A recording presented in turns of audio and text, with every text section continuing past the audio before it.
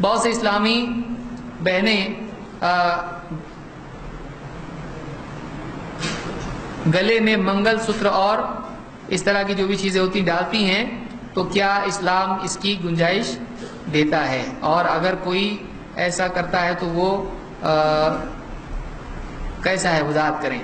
دیکھیے، گلے میں منگل سوتر، ایسا کوئی سوتر اسلام میں نہیں ہے جس سے منگل کشل ہو جائے سب کچھ۔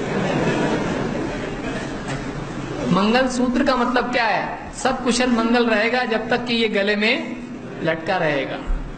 تو یہ اسلام میں نہیں ہے، یہ تعویذ کی شکل ہے کہ آپ یہ عورت دیکھیے، اس کو بولے نکال ذرا رکھ بازو میں، نہیں، وہ نکالتی بھی تو کالا دھاگا ڈالتی ہے، یعنی سبسٹیٹیوٹ چاہیے، وہ نہیں ہے اگر تو وہاں میاں صاحب کو کچھ نہ کچھ ہونے والا، کوئی نہ کوئی گاڑی آ کے دھکا دے دے گی ان کو۔ تو یہ جو عقیدہ ہے یہ شرک ہے۔ گلے میں عورت کا اس طرح سے نکاح کا کوئی خاص ہار پہننا جس میں کالے موتی یہ وہ سب، اس کا ایک سٹائل ہے، اگر وہ گلے میں رہتا ہے شوہر محفوظ رہتا ہے، یہ جو عقیدہ ہے یہ شرک ہے۔ یہ تعویذ ہے، سونے کا تعویذ ہے، اور کیا، وہ سونے کا تعویذ ہے، وہ دھاگے کپڑے کاغذ کا نہیں ہے، وہ سونے کا تعویذ ہے۔ تو اگر عورت گلے میں ہار پہنتی ہے اس میں کوئی حرج نہیں ہے، چاہے وہ سونے کا ہو چاندی کا ہو، اس میں کوئی حرج نہیں، لیکن وہ جو جس کو منگل سوتر کہتے ہیں وہ پہنتی ہے تو وہ شرک ہے۔